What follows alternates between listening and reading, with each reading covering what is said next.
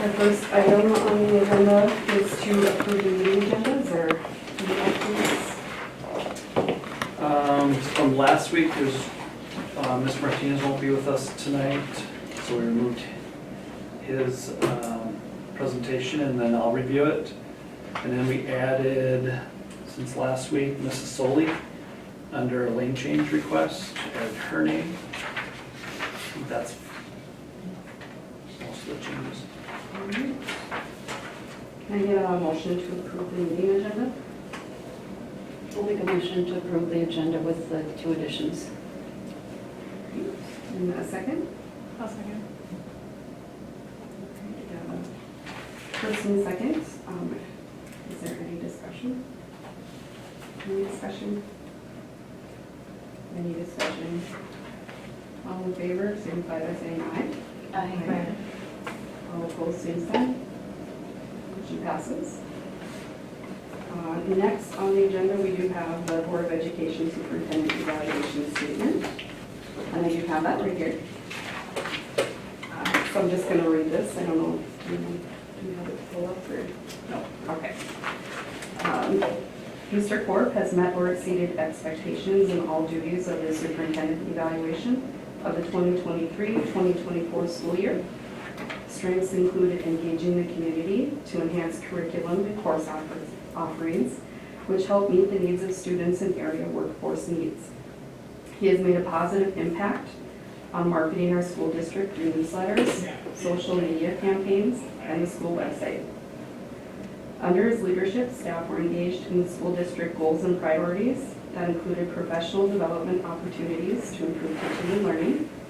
And we look forward to the 2024-2025 school year and appreciate all our excellent staff, leadership team, the community, and especially all students.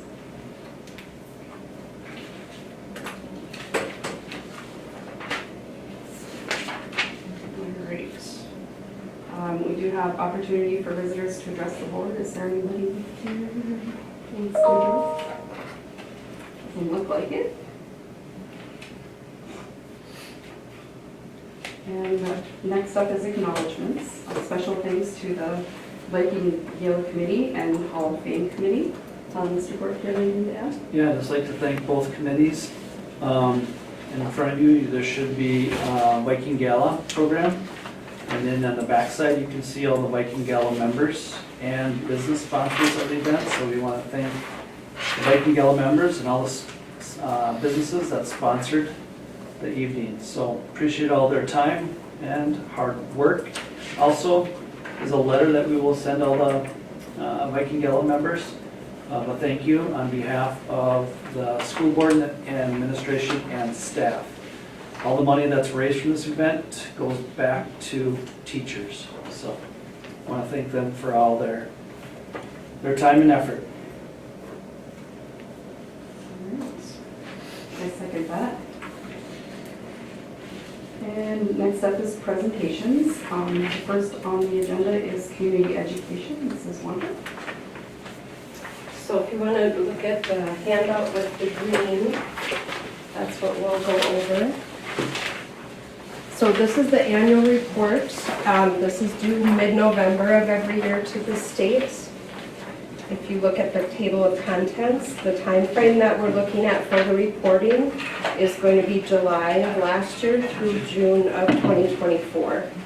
So we'll just run through the education, community education goals that we have, our programs. We'll go through the annual report numbers and then just kind of update you on where things are looking at this point and what we kind of plan for the next year. Next page is our goals. So these 4 goals are the same as that we've had in the past. So providing quality pre-K and 12, pre-K to 12 adult programs, maintaining a balanced budget, collaborating with the district to share the 7 Habits and Leader in Me programs, and then promoting activities, programs, classes, different things that are happening in our community. The programs that are kind of under our umbrella and the things that we report through community ed have stayed the same. That's our summer rec, youth enrichment, adult classes, Driver's education is also under there, our adult basic education program. Again, kind of our community events and activities. We're not reporting on that, but that's just a big piece of what we're trying to promote. Early childhood education and school-aged care. The next page talks about a number of participants by category. And so what this is this is 117 different individuals attending one or more times. So that's how we report. It's an unduplicated count per program. So this year I kind of divided out into 3 categories, into recreation, enrichment, and learning. So we added a few things this year. Under recreation, we have some biking elementary activities. We have a biking run club that we're doing. We have after-school soccer. And then we also started open gym for families we've had, for a while, but we did start open pickleball and open skating last year. And the pickleball went over great. We're going to definitely do that again, and hopefully with skating we can have a little more cold days so we have a rink, but that was nice to have as well. Summer rec, we were up about 70 people in that area this year, so still very well attended for that. And then we had our summer open gym, speed and strength, evening soccer. So that's kind of our recreation category. Enrichment includes things like our summer STEAM camp, theatrical camp. If we have speakers in, we also, in this reporting area, had our musical, The Music Man. So that was a nice amount of people that were able to participate in that. After School Art Club has joined Community Ed, and then we also did the Intro to Life drawing class with Mr. Johnson. Learning, we continue to do our homework help. After school, that's for grades 7 through 12. The state planning class was done. Adult basic ed went up about 130 people. When I talked to her the other day, she said they had about 180 that went through last year within that time frame, so they are really busy. Driver's education behind the wheel, there were about 50 students. So any questions on this page? The next page just kind of does just a breakout by age group. Again, it's that same 117. So ages 0 to 4, 68 kids. Grades K to 5, 294. Grades 6 to 8, 155. Grades 9 to 12, 192. And adults, 408. Last year, we had about 768 participants, So some of the differences in the 2 years, some of the jump that we saw was our pickleball, some of our activities like that we added, the skating, the biking run club, some of our after school. Again, our summer rec was up by about 70 kids, so that contributed, as well as the adult basic ed and the musical. The next page is just the update, kind of where we're looking right now in those 3 categories as far as what we've done, what we're looking at doing. Right now under recreation, we've had our biking run club this fall with about 46 people. And then we'll start open pickleball, men's basketball. We'll start in November. Again, open skating will depend on our weather, but we'll start that as soon as we can and run it as long as we can. Family open gym in January and February. We did get some feedback at our last advisory meeting that people had an interest in doing like a snowshoe or cross-country event type thing or meetup. After school soccer, and then Biking Run Club also has a spring session that they run. And then our summer rec will again start up in the spring or in the summer. Enrichment, we did have the STEAM camp this last summer. The theatrical was the new theater camp. Mr. Hogrud, can you help me with that? Missoula Theater Camp, yes. So we had Pinocchio was brought in, and the other one was Yeah, Robin Hood. Thank you. All right. So that will continue again. There was about 69 kids that participated. So that number went up quite a bit from what we were seeing for a few years when we had a smaller theater camp. We did have a speaker that came in. We had about 20 people that came in and heard that. Amberly Snyder was in. And then we'll do our after-school art club and do the intro to life drawing class again for sure. Learning, we had about 10 people that came to the Roundabout Walking and Bike Tour. Our homework health will start up again in October and run through May. We plan on running the estate planning class again. The CDL theory training is still available. I just did another post about that, just reminding people that that's here. So that is one that's available all year long. We have a babysitter class scheduled in April. Driver's ed behind the wheel will pick up in the spring, and then the adult basic education. The next page I just included adult basic ed, their newest flyer. So it's really similar to what we've seen in the past with the areas that they offer assistance, the different locations. The hours are back to their school year, so that's Monday through Thursday from 11 to 5. Right now, they've had some changes. They have a new regional program manager that has started, and then they're also hiring a position for the adult basic ed in Pelican Rapids for a test proctor and para to help out part-time. So when I talked to the instructor, Terry, a couple weeks ago, she said it is really busy.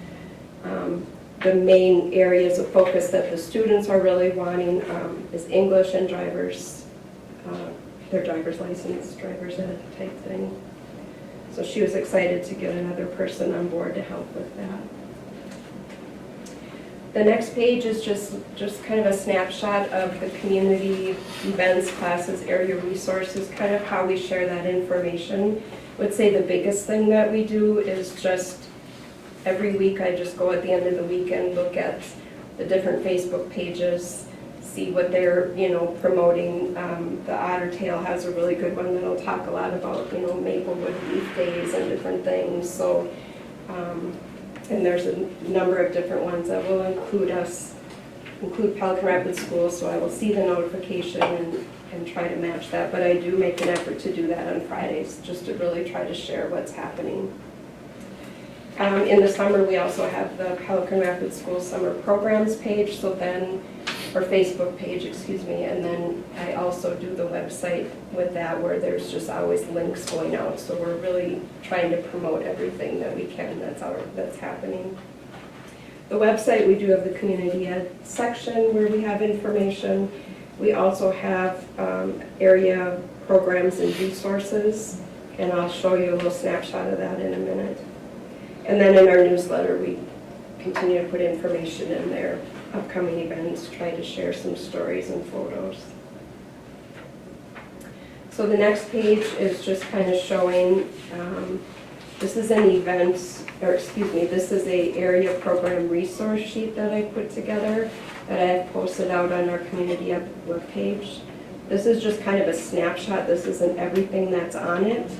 But as you can see, it has just a description of different services that we have, where it's located, a phone number, contact person, and then a website link. So this has, some of it is just local, like our food shelf. Some of it is more like tax credits for families and links that go out to that. Next, our early childhood education.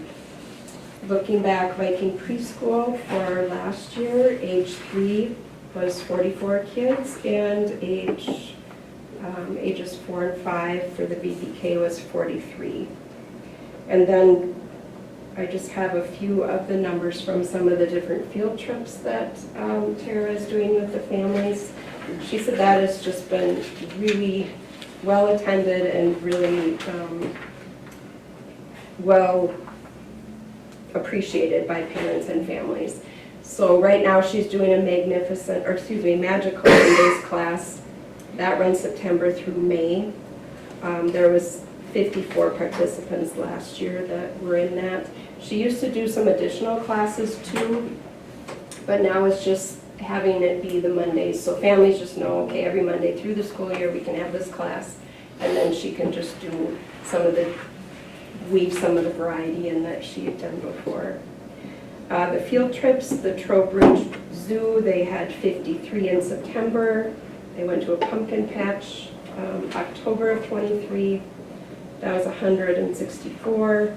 Family open gym, there was 3 sessions for that, with 48 in attendance, and then in the zoo in May with 49 in attendance. So she's planning on just continuing with that model. Not quite monthly, but close to monthly on different things that they can do. And last is our school-age childcare club bikes. They've continued to have their summer and school year hours. There was a waiting list again this summer for the second time. Within this reporting period, there were 89 kids grades K through 5 and 2 in grade 6. Any questions? I have one, the CDL theory training, is that just for the high school students that are, or is that for anybody in the community? Both. There's a class, there's a course that can be taken by high school kids, but then there's also one through community ed Okay. where they can get their textbook and a laptop. Awesome.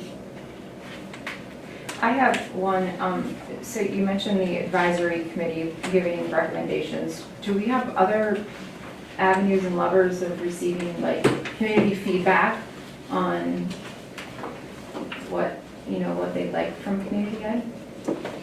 We haven't done that in a while. Like what that would look like or how we could support that? We could probably do a few posts even on the Facebook page, just kind of asking interests. I think we've definitely seen, since COVID, that time frame when people got used to kind of being at home, and then things just changed a lot with Facebook. Some of the classes that we used to offer, now the businesses are doing on their own. Okay. So we've really kind of seen a shift in some of that. But that is one thing that we could do, is just kind of say, what are your interests? We've also made sure that we're hearing from Tara for the, elementary families as well, so we're getting some of that feedback as far as things that we can do. Any questions? Anything else? Thank you. A lot of good work. All right, and then our next presentation is 2023-2024 school year review by ISD 540 Administration. Okay, you should have a packet in front of you, and also we'll have it up on the screen, and the administration will go through some slides here, kind of reviewing the last school year. So just looking at last year, our students, looking at our free and reduced numbers at the elementary school, last year we were 63% of our students that qualified for free and reduced. At the high school, we were 59.2, district-wide, 60.92% of our students qualified for free and reduced. Looking at a breakdown of our students, American Indian is less than 1% with six students. Asian, 21 students, just close to 2% of our population. Hispanic population is at 34.2. Black is at 9.46. White's at 48.75. So it's kind of our breakdown there. Looking at what we use for tools to evaluate student achievement, what our admin team uses, we use classroom activities and assignments. When I say our admin and teachers. Formative assessments are assessments that we use during the class time. So if we teach a skill, we might use an assessment to check for understanding. Summative assessments are usually at the end, so they're like the tests. STAR testing, preschool screening, MCAs, ACT, graduation rate, attendance, and behavior referrals. So some of the tools that we use throughout the year. Next page is a breakdown of our MCAs, just looking at each grade. Our building principals might get a little bit more into this, but this is kind of just big picture here. Kind comparing each grade in math to the state. So if you look at grade 3, the state was 58.6% proficient. ISD 548 was 50.8. So we're 7.8% below state average. You go to grade 4, 56.5. ISD 548 was 62, so we were above state average. Grade 5, math, 44% at the state level. At ISD 548, we're 54.2, so 10.2% above the state. Grade 6, state was 40% proficient. ISD 548, grade 6 was 32.1, so we're below state average 7.9. Grade 7, state was 40% proficient. We were 38%, so 2% below. Grade 8, state average was 40.8% proficient. We were 44.1, so we're 3.3 above. And then grade 11, state was 34.7. Grade 11 was 17.2%, so we're 17.5% below. If you look at district-wide compared to the state in math was 45.3% proficient, and we were 42.6%. So we're below state average overall, 2.7. Next page, you can look by cohorts.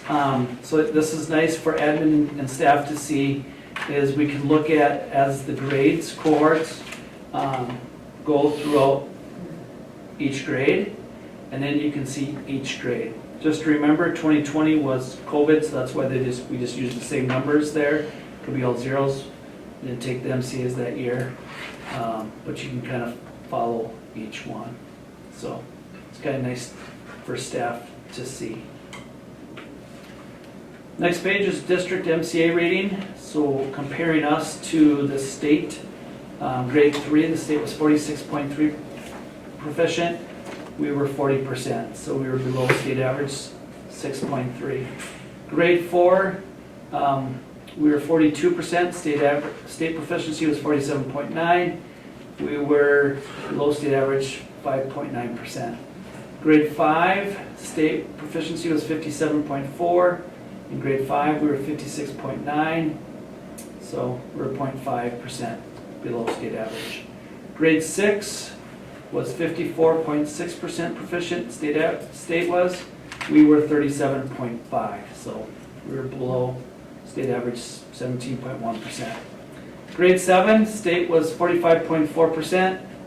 We were 58%, so we're above the state, 12.6%.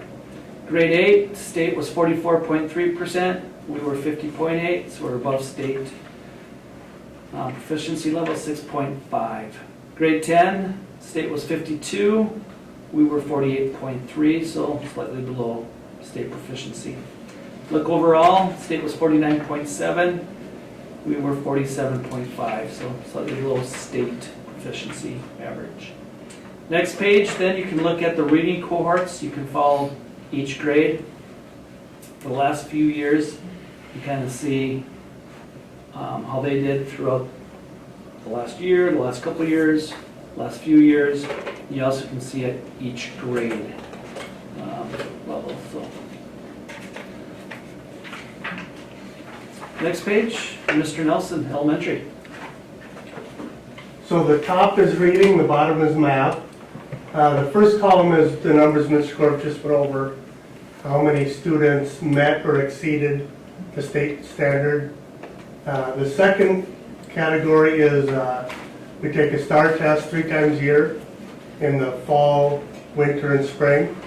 And the students then, this is a percentage of students that showed a 50% growth throughout the year. And so, third grade, 50% of the students showed a growth, fourth grade, 24.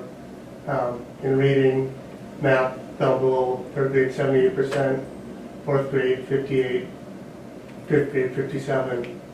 So that's a different test. Now with the new standards with the READ Act put in place, we'll be using FastBridge that started this year. They'll take place of the STAR test. Same type of test, just a little different. So the next category is these are the students that increase their score. So from last year's test to this year's test, even if their score went up like 1 point. So in fourth grade, 24 students scored higher this year than last year. Maybe they didn't go from meet to exceed, but let's say fourth grade, their score was 450. In fifth grade, their score was higher than that, so it might have been 552, so their score went up. So 24 fourth graders went up. Fifth grade, 34 students went up in reading, and sixth grade, 16. In math, fourth grade, 25 students went up. In fifth grade, 14, and in sixth grade, 18 in math. Scores went up. The next category is if they went up a category. So if they were at a did not meet and went up to a partial, or they went up to from a partial to a meet, or from meet to exceed. 10 fourth graders, they went up a whole group. And then 19 fifth graders in reading went up, and in sixth grade, 8. And then down below in math, 13 fourth graders, 4 fifth graders, and 6 sixth graders went up on their MCA. And then we'll combine those two. So either you had growth in your the 50% growth on STAR, or your MCA score went up. We had showed the growth. Our goal was 75%. That's what we're shooting for. Third grade, we had 66.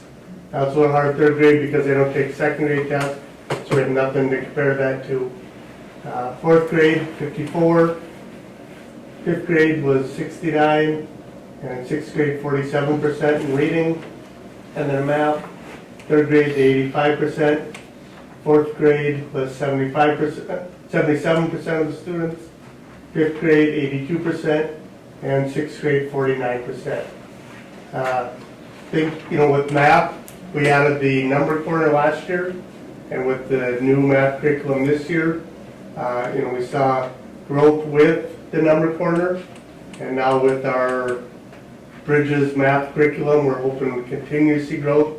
We've really stressed to teachers that the Bridges is an hour a day, and it has to be an hour a day, and no kids should be pulled out for any reason during that time. And so we're hoping that'll continue to see a trend of improvement with our students, and it's been fun as you go around watching all the different activities that are happening in the math rooms. And reading, there's a lot of training going on with the Read Act and the letters training that's going on for our staff, and it's fun because bad staff come up and, oh, I'm doing this, and I got this from the letters, and so they're already applying it to their teaching, which is what we want. So.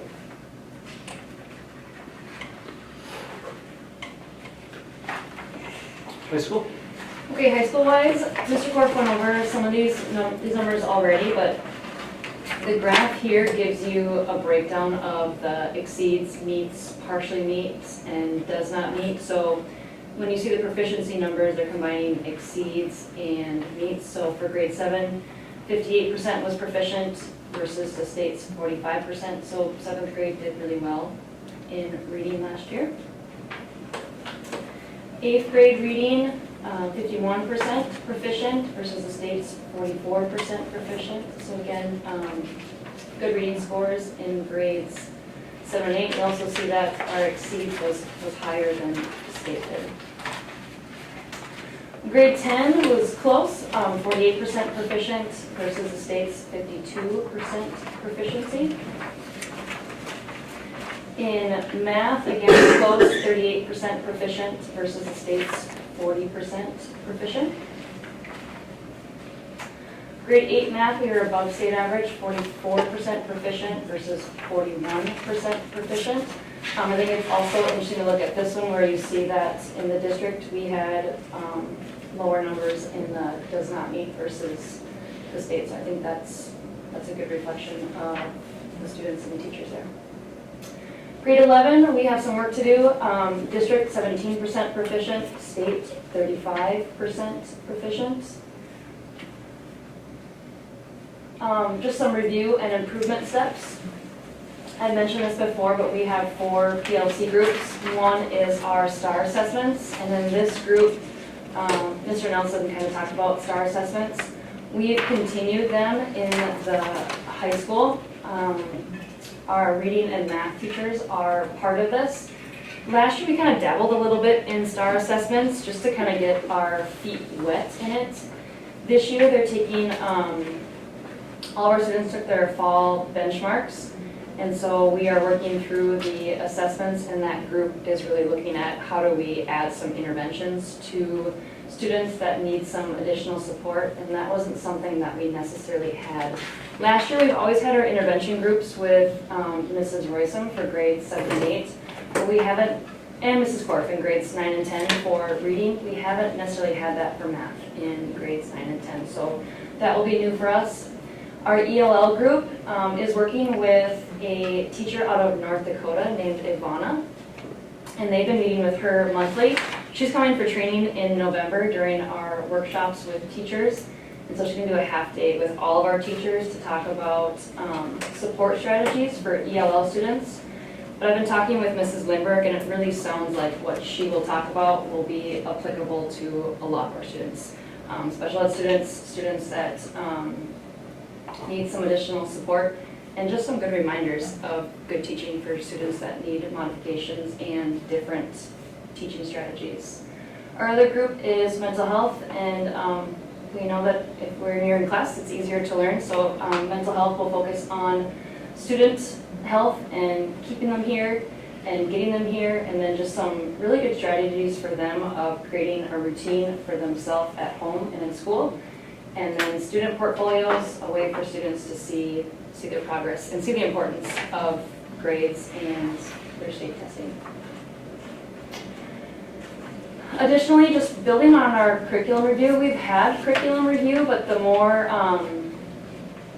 the shot on the right is a report that Mrs. Korf shoots out to us. This breaks down. So the original shot that I showed you of exceeds, meets, partially meets, does not meet, that's the top part of this report. The bottom part is on the right there, where it gives teachers an indication of what are the strands that students struggled with in the specific part of the MCA.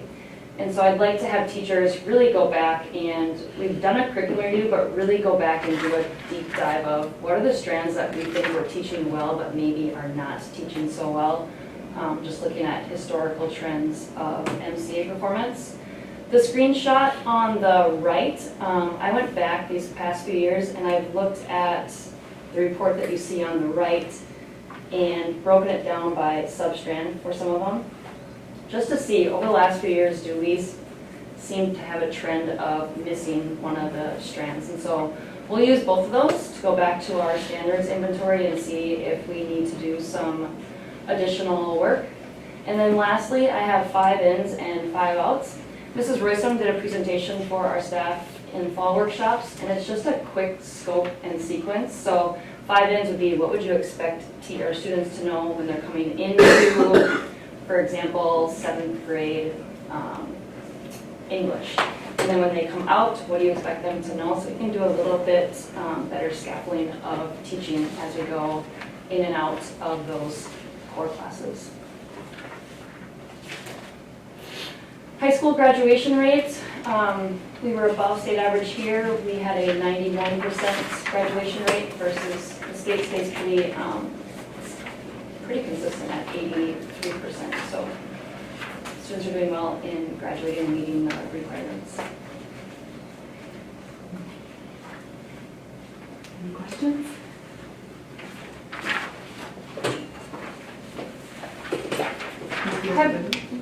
Sorry, no, I'm just looking at the, the difference between 8th grade and 11th grade. The math further. Yeah, and unpacking what, and I'm connecting that to like the SLEDS data on like the students who take developmental courses in college. And so like, just how are we unpacking that? And Sure. When you're saying developmental courses, You're saying in college? Yeah, yeah, so when you look at the SLEDS data, a lot of our students are having to take developmental courses. Sure. When they get to college. And I just made that connection when looking at the math scores between 8th and 11th grade. This developmental classes, like entry level, is essentially that maybe don't even college. Yeah, so like when they take that test, you know, to enter college, and it's like, are you ready for the, The entry level math class, I think. yeah, oh no, you have to take the remedial first before you can, yeah, so they're paying, essentially they're paying for classes when they get to college that they wouldn't necessarily have to. You know, and some of that's choice too, like do they continue to take, you know, if you take that year off as a senior, trying to go into college and take that entrance exam is hard. It's a lot of cobwebs to dust off. We do get quite a few students that choose not to continue on that path their senior year. Because they don't have to take math their senior year? Yeah, they've hit all their 4 years of requirements. Sure. They don't have to.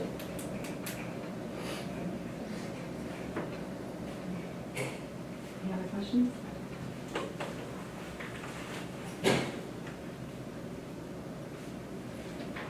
Any other questions? Good. All right, next up is administrative reports. First, Mr. Derek Nelson, the elementary principal report.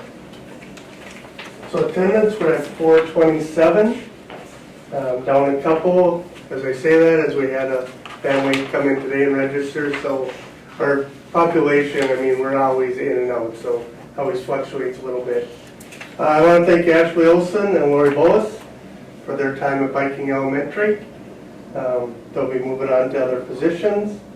We tracked our, started something with perfect attendance for each month. We're tracking by month, then we're going, including the preschoolers, so Head Start, K3s, 4s, everyone. So we had 317 students that have perfect attendance. So just about 60% of the students at Viking Elementary and preschool through 6th grade had perfect attendance. And everyone that had perfect attendance got a little bag tag, and it says, "Attendance matters, outstanding attendance, Viking Elementary School," on the back. And each month of these is just a little different, and hopefully just a little motivation for some of the students to want to be there. There were some that were pretty excited to get it, so hopefully if get a couple students that come to school instead of not come to school certain days, that it'll work. So October 31st we'll be having a fall festival. The leadership team decided that we're going to do a pajama day that day. So instead of having students dress up and different things throughout the day, it's going to be pajama day, and that way we don't have so many students and families leaving during the day and they don't get excluded from the activities that our classrooms will have. November 1st will be letters workshop for our 33 participants at the elementary. They're going through letters right now, and that will be from 8 to 3, and that will be a good day for them. Back to October 9th, our instructional leadership team meeting. We have a very good discussion about the AVMR testing, and that's one thing that we need to do a refresher on.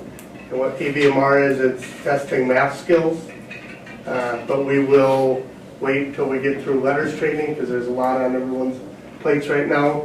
And then letters, as we talked about, and then FastBridge, which is a new reading tester that the state put out, one of the 2 options we could do, and then a new Bridges math curriculum. So good discussion, teachers bouncing ideas off other teachers and ways to do things, so that's always successful.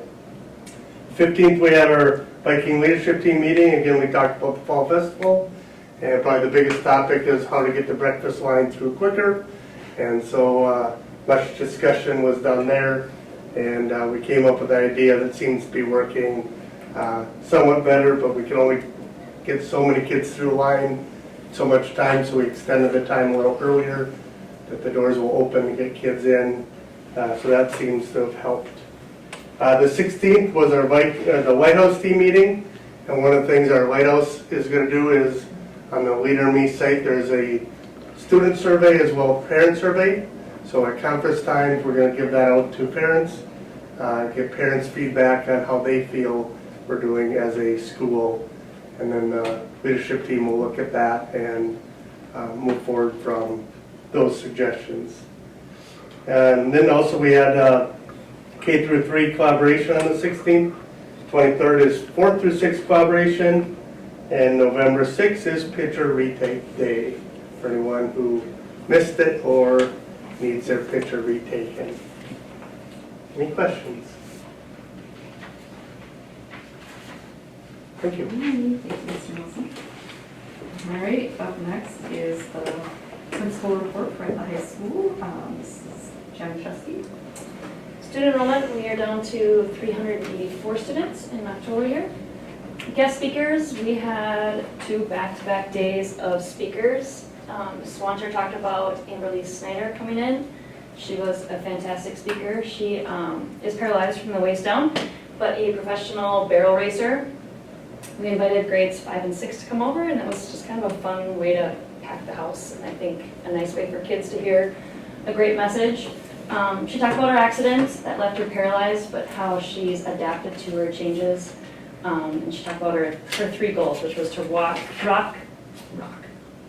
ride, and rodeo, and how it taught her to work through adversity. So just a really good message for students and community that came. The next day was a completely different type of speaker.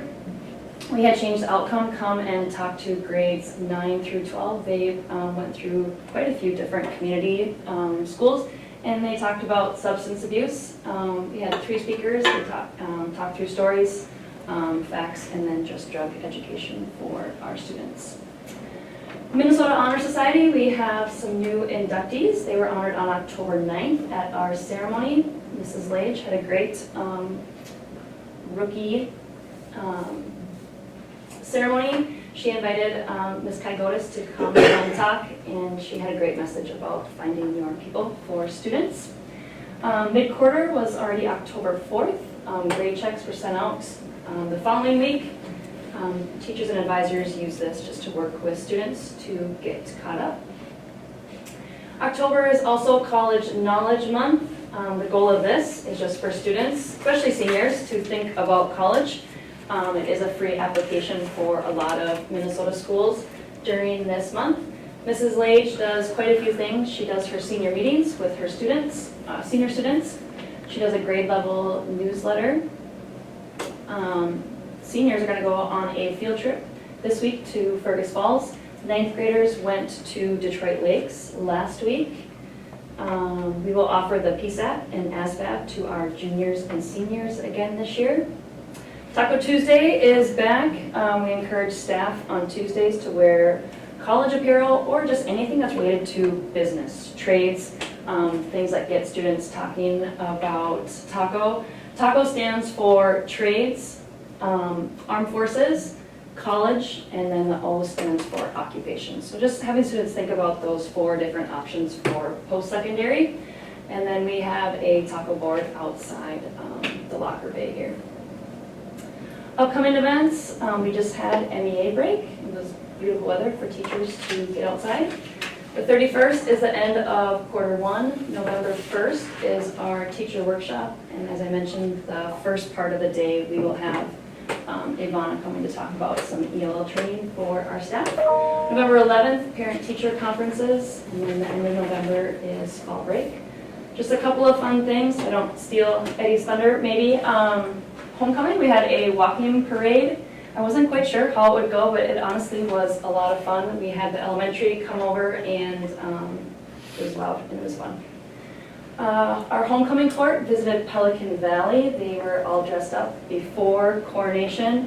They handed out homecoming buttons to all of the residents, and it was really fun to watch them interact all dressed up with the residents. And then our early childhood education students were invited to chaperone our kindergarten class to FIAS. So It was funny listening to Mrs. Severson talk about like just attire and them forgetting that you're going to a pumpkin patch. And so they had some dirty shoes when they came back, but it sounds like it was a great experience. Agenda items, I have Julia Morshing resigning as a high school para. And then I also have Mr. Brueggemann's activity reports for you. We hosted a section, and that's in front of you, we hosted a section soccer doubleheader on October 10th. The girls had their first playoff home game. They hosted Crookston. It was an exciting game. Went to 2 overtimes. Sadie Funk scored the winning goal. They advanced to semifinals and lost in the next round to number 1 East Grand Forks. Boys soccer team came in with a number 1 seed and first round bye. They played after the girls that night on the 10th and also in a double overtime and lost in a shootout to Fergus Falls. Coming up tomorrow night, we have playoff football starting. We host Roseau. If we would win, we play on Saturday at 2 o'clock against Holly or Warroad, and then section championship would be the following Friday at the Fargo Dome. Dance begins their winter season starting tomorrow. Volleyball team earned the 11th seed and will travel to Thief River Falls and play on Wednesday. If they would win, they'd play the winner of Wadena Deer Creek or Crookston on Friday night. Cross country goes to the section meet in Bagley on Friday. Our fall play is the Wizard of Oz, and we have 2 performances, one Saturday, November 9th, and one Sunday, November 10th. I heard Mrs. Wang talk, and I want to say she has over 30 kids cast for the play, so it should be a really fun one to see.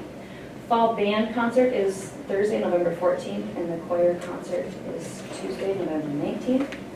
Girls basketball starts Monday, November 11th. Boys basketball starts the following Monday on the 18th. And wrestling also starts the 18th. So we're at the end of fall and, believe it or not, start of winter. Questions? Any more questions? Thank you. All right, up next, our Students Board Representative Report, Mr. Sanchez. As fall sports end, dance starts 7th through 12th, the 22nd, as Ms. J said yesterday, or today, for tomorrow. Cross country runs Bagley sections on Friday. First meeting for SAD, first of the year, is Wednesday. The quarter ends next Thursday. FFA updates, they went to contest in Barnesville, October 9th. Ian Balkin plays 6th, Sela Halbakken plays 4th. They're both going to state as individuals. Forestry team, Odin Axness, Charlie Stubbs, Taylor Longseth. All 3 will advance to state as a team. They place 5th overall. That's my report, and for McLean's report, the first thing I'd like to report is the new engagement zone learning strategy. We're just 2 months into the school year, and I've noticed that teachers have been very adaptive to the new guidelines. Teachers I have talked to have said students' focus in learning have improved since applying easy learning. And his next topic is sports, which Ms. J already covered. Any questions? Betty, do you have more to say about the engagement zone, as you just mentioned there? that you wanted to Yeah, say? honestly, Yeah. it helps me stay focused a lot, personally me, and it keeps a lot of students in check and just on their things. So, What does that look like in a? so when you enter the class, they have like a little like cubby thing for the phones, and you just place it in there. Some teachers take attendance by it, which is a good thing too. But yeah, honestly, I see a lot of improvement. Nobody's on their phones. Everybody's always doing their assignments and stuff. Thank you. Any other questions? All right, thank you. And up next is the superintendent report, Mr. Clark. Okay, just looking at enrollment, last spring we were at about 835 students. Currently we're right around 809 students, give or take a few with students coming in recently, which means we're down about 26 students from last spring, with the difference of the senior class graduating 79, kindergarten class coming in 63, so that's a difference of 16 students right there. So we have a few families that left during the summer, so we're checking on them to see if they're going to be coming back. So I think that was total with a couple of families, that was about close to 12 to 15 students. So doing some checking there with that, see where we're at with enrollment. So openings, we have a few openings right now. We got paraprofessionals, we got 2 at the elementary, 1 at the high school. We have a part-time evening custodial position open, and we are looking for certified and non-certified substitutes. So if you know of anyone that is looking to sub for non-certified or certified, please let us know. Working on 2 MOUs right now, memorandums of understanding. One is for the READ Act that we need to do to put in place before we distribute funds down the road for the READ Act. That would be like the letters training and the OLA training. And also with preschool teachers we're working on, because just a reminder that when we had the Lakes Country contract for preschool, now we no longer have that contract, so now we're working on an MOU for language for the union. So that, I think those 2 MOUs will come November, December to the board. District Wellness Committee update, just so you know, we had a recent meeting for District Wellness. Karen Narkowski was there, and she is from Partnership for Health, and she was there to talk to our Wellness Committee about some funds available and some activities. So she's there to help us out, help our Wellness Committee. It was a good meeting. Mr. Rarick is going to be the chair of the committee this year, so we appreciate him stepping up and volunteering for that position. The next meeting for the District Wellness is going to be in November 7th, I believe. Special Ed Co-op update, just a reminder that with Fergus Falls, no longer part of the co-op, that the co-op moved buildings, so now we're in the buildings with Productive Alternatives in Fergus Falls. So now the classes and offices are held there. And we're also working on, with Fergus Falls no longer being part of the co-op, we're working on splitting up the supplies with Fergus Falls and funds. So we're having a few meetings here with Fergus Falls District, and then we're going to work those 2 items out hopefully soon. With the co-op, same thing with us, the audit. We have an audit going on at the co-op, so hopefully in the next month or 2 we'll kind of know where we're at with the audit and funds for there. Few school board agenda items that we have on the agenda. I will go over the treasurer's report. I got a few notes here from Mr. Martinez to go over. And a few donations, which was great. We appreciate all the people that made donations. A few personnel, the building principals went over that. One item is to approve the resignation of Mr. Nelson. We want to thank Mr. Nelson for his time and his work for being an activities director over the years. So thank you to Mr. Nelson. Approve the following lane change requests. We have quite a few people that have earned enough credits to move lanes. We have the community ed report under business items that Mrs. Wanter went over. And then we have the resolution of Form A application, the State High School League Foundation, which is the resolution which helps with funding. It's a grant that we can get to help with offset costs for activity fees and to help with participation of our students. So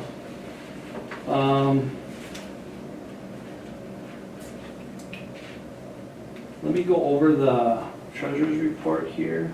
A few notes. There's a few things in the treasurer's report. Mr. Martinez wanted me to go over. Beginning balance in investments was $5.7 million. In receipts received in state aid for September, a little over $1 million here.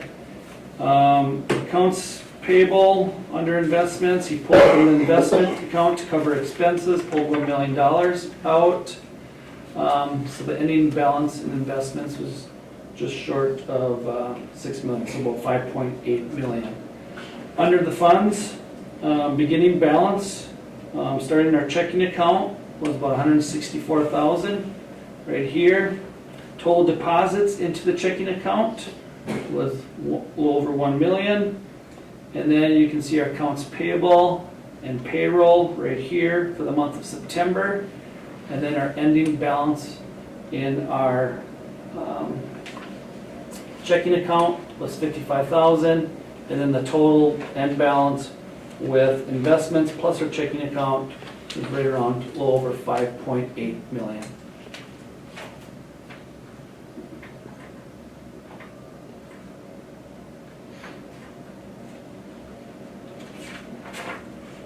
Just a few things here. Most of these are payments for subscription renewals, referees, reimbursements, kind of a couple of the bigger items. There's one here that's like right here, Sanford Health Plan, that's insurance, which is for 86,000.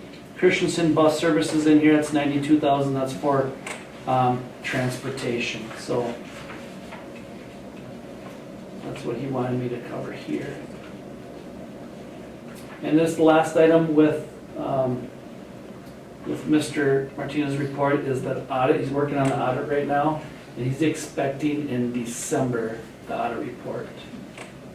So they'll be here to meet with us either virtually or in person.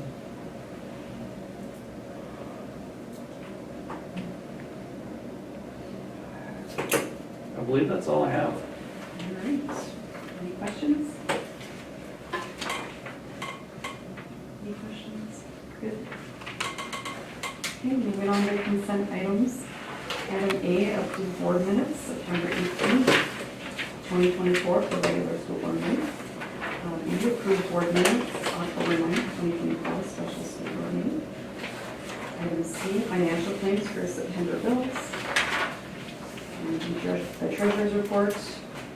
E, accept donations, student accounts, $80, Lower Clinic, Viking Boutique, $80, Lower Clinic, DARE, $100, American Legion Post 17, PRHS Scholarship Fund, $150, David and Nadine Brown, in honor of Marlis Ebersviller, Glenn Morkey, and Kathy Kinson. PRHS Scholarship Fund, $20, Lisa Besnick, in memory of Bud Fitzsimmons. PRHS Scholarship Fund, $25, Dennis and Stacy Heidi, in memory of Carol Johnson. PRHS Scholarship Fund, $25, Dennis and Stacy Heidi, in memory of Robin Adamson. Pelican Rapids School, $500, Cormorant Lutheran Church, for student assistance school programs. And item F is personnel. Approve the resignation of Lori Bullis as paraprofessional at Lakeland Elementary. Approve the resignation of Juliana Marshing as paraprofessional at the high school. Approve the resignation of Robert Diaz as part-time evening custodian at the high school. Approve the resignation of Ashley Olson as paraprofessional at Viking Elementary. And approve the resignation of Derek Nelson as activities director. And then item G is the lane change request. So to approve the following lane changes: Andrew Johnson, BA 20 to MA. John Bellingsrud, BA 40 to MA 10. Charlotte Sutter, BA 20 to MA. Rachel Hellroot, BA 10 to MA. Denise Borgen, BA 40 to MA. Marnie Neubauer, BA 10 to MA. Chris Hacker, BA to MA. Tess Hubbard, BA 10 to MA. And Rochelle Scholl at MA 10 to MA 20. These are consent items, so no discussion. Can I get a motion? I make a motion to approve the consent items. Is there a second? I'll second. All right. All those in favor signify by saying aye. Aye. All those opposed, same sign. All right, motion passes. Number 10, business items. Item A is to approve the community education report that we heard from Mrs. Walker. Is there a motion to approve the community education report? I'll make a motion to approve the community education report as presented. And a second? Second. Is there any discussion? Is there any discussion? Any discussion? All right. All those in favor signify by saying aye. Aye. All those opposed, same sign. Motion passes. And business item B is to approve the resolution of Form A application to MSHSL Foundation. And I will, let's see, trying to think if I should read that or if we should do a motion in a second first. Read it first, I guess. So Form A was the resolution of governing board supporting Form A application to the Minnesota State High School League Foundation. Whereas the Minnesota State High School League Foundation is formed to provide support for Minnesota high school youth to participate in athletics and fine arts. Whereas the governing board of Pelican Rapids High School recognizes the value of student participation in extracurricular activities. And whereas the Minnesota State High School League Foundation is offering grants and funding to assist schools in recognizing, promoting, and funding extracurricular participation by high school students in athletic and fine arts program. Therefore, be it resolved that the governing board of Pelican Rapids High School supports the school's application to the Minnesota State High School League Foundation for a Form A grant to offset student activity fees. Is there a motion to approve the resolution of Form A application to the Minnesota State High School League Foundation? So moved. We got a motion by Stacy, is there a second? I'll second. Okay.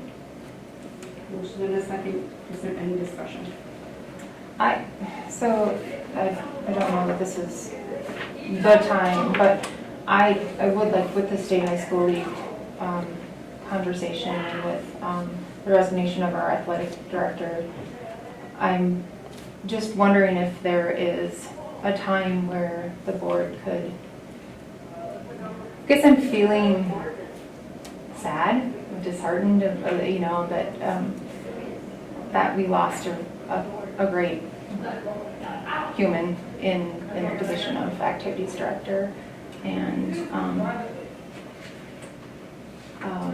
for whatever, I would like the board to have an opportunity to discuss what that looks like in strategic planning for the future. And I recognize that this isn't on this, but I didn't know when else to bring it to the table.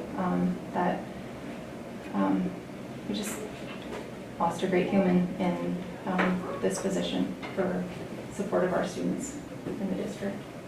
So I'd like to be of support however we can.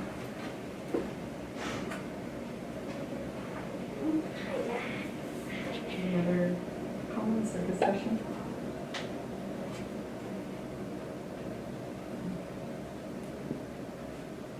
All right, this is a resolution, so we'll do this by individual roll call. Molly, I'll use resolve. Yes.